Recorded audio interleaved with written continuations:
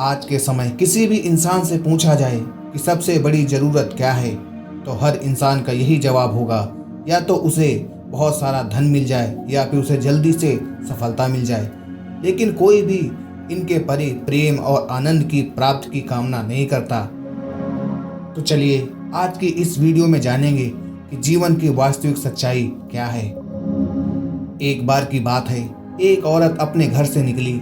उसने घर के सामने सफेद लंबी दाढ़ी में 3 साधु महात्माओं को बैठे देखा। वह उन्हें पहचान नहीं पाई। उसने कहा, मैं आप लोगों को नहीं पहचानती, बताइए क्या काम है। हमें भोजन चाहिए, साधुओं ने बोला। ठीक है, कृपया मेरे घर में पधारिए और भोजन ग्रहण कीजिए।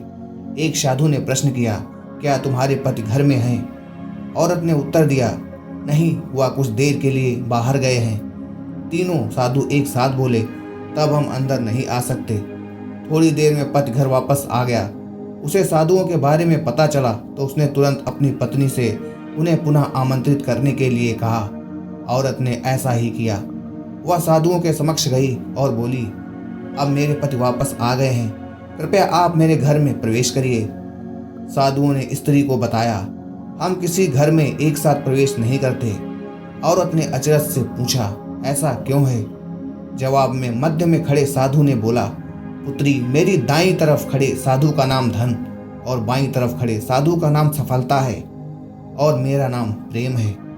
अब जाओ और अपने पति से विचार विमर्श करके बताओ कि तुम हम तीनों में से किसे बुलाना चाहती हो।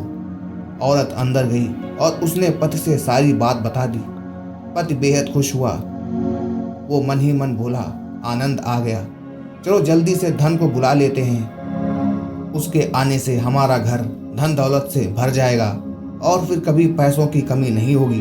औरत बोली, क्यों ना हम सफलता को बुला लें, उसके आने से हम जो करेंगे वो सही होगा और हम देखते देखते धन दौलत के मालिक भी बन जाएंगे। तुम्हारी बात भी सही है, पर इसमें मेहनत करनी पड़ेगी। मुझे लगता है धन को ही बुलाना चाहिए, पति बोला। थोड़ी देर उनकी बहस चलती रही, पर वो किसी निश्चय पर नहीं पहुंचे और अंततः निश्चय किया कि वह साधुओं से यह कहेंगे कि धन और सफलता में जो आना चाहे आ जाए। औरत झट से बाहर गई और उसने यह आग्रह साधुओं के सामने दोहरा दिया। उसकी बात सुनकर साधुओं ने एक दूसरे की तरफ देखा और बिना कुछ कहे घर से दूर जाने लगे। औरत ने उन्हें रोकते हुए पूछा, आप लोग इस तरह वापस क्यों जा रहे हैं? साधु बोले, पुत्री, दरअसल हम तीनों साधु इसी तरह द्वार द्वार जाते हैं और हर घर में प्रवेश करने का प्रयास करते हैं। जो व्यक्ति लालच में आकर धन या सफलता को बुलाता है, हम वहां से लौट जाते हैं, और जो अपने घर में प्रेम का वास चाहता है, उसके यहाँ बारी बारी से हम दोनों भी प्रवेश कर जाते हैं। इसलिए इतना याद रखना कि जहाँ प्रेम है वहाँ धन और सफलता की कोई कमी नहीं होती।